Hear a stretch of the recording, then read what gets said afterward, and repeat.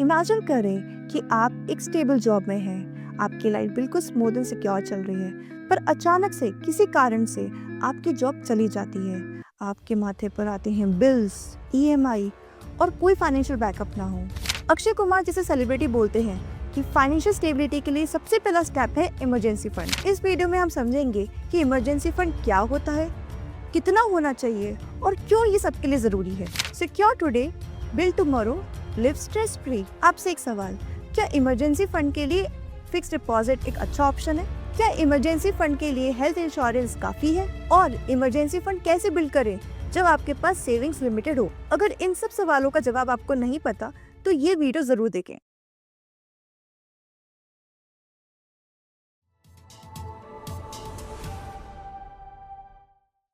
Emergency fund एक ऐसा fund है जो आपके फाइनेंशियल क्राइसिस में काम आता है, जैसे कि जॉब लॉस, मेडिकल बिल या सपोज कार ब्रेकडाउन या कुछ भी हो सकता है जो अनएक्सपेक्टेड हो। ये एक तरीका का सेफ्टी नेट है जो आपको डेट और फाइनेंशियल क्राइसिस से बचाता है। अक्षय कुमार बोलते हैं कि मैं हमेशा एक इमरजेंसी फंड सेपरेटली रखता हूँ ताकि मुझे रिस्क लेने का कॉन्फिडेंस आता है। मिथ 1, इमरजेंसी फंड का साइज फिक्स्ड है। इमरजेंसी फंड हर इंसान का अलग होता है। हम ये नहीं कह सकते कि एक इंसान का इमरजेंसी फंड अगर 10 लाख है तो मेरा भी 10 लाख ही होगा। हो सकता है उसकी फाइनेंशियल रिस्पॉन्सिबिलिटीज, फैमिली रिस्पॉन्सिबिलिटीज अलग हो।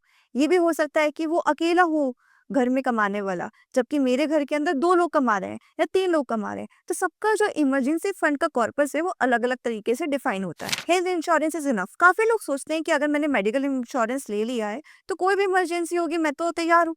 जी नहीं, इमरजेंसी फंड सिर्फ मेडिकल इमरजेंसीज के लिए नहीं है।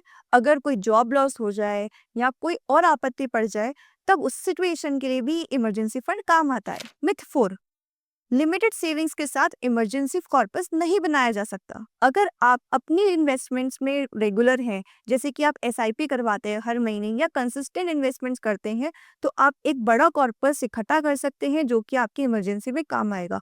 और ध्यान रखिए, सबसे पहले जो आपकी सेविंग्स है वो इमरजेंसी फंड में जानी चाहिए, उसके बाद आपके नीड्स और वांट्स में जानी चाहिए।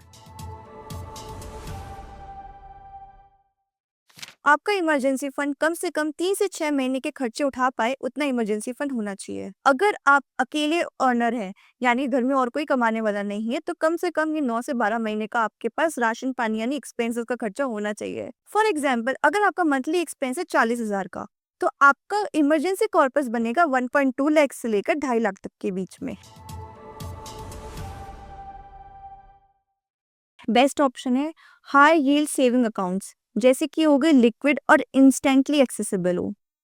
दूसरा है लिक्विड म्यूचुअल फंड्स, क्योंकि वो बेटर रिटर्न्स और विड्रॉल 24 टू 48 आवर्स में अवेलेबल हो जाता है। तीसरा ऑप्शन है स्वीप इन एफडी। अगर एफडी में रखना पसंद करते हो तो स्वीप इन एफडी का ऑप्शन यूज करें। पेनल्टी फ्री होता है और आसानी से विड्रॉल मिल जाता है। पर ध्यान रखिए, एफडी, रियल एस्टेट जैसे इन्वेस्टमेंट्स को आप इमरजेंसी फंड का कॉर्पस ना बनाएं। अपनी सैलरी का 10 टू 20% हमेशा एलोकेट करें इमरजेंसी फंड को। आपको कोई भी बोनस मिले या फिर टैक्स का रिफंड आए तो सबसे पहले उसको इमरजेंसी फंड के कॉर्पस में डालें, क्योंकि ये सबसे इंपॉर्टेंट है। तीसरा तरीका हो सकता है कि आपके जो अननेसेसरी एक्सपेंसेस है, अपने एक्सपेंसेस को लिस्ट डाउन करें और उसमें देखिए ऐसे कौन से खर्चे जो मैं बचा सकता हूँ, और वही पैसा आप इमरजेंसी फंड में डालें।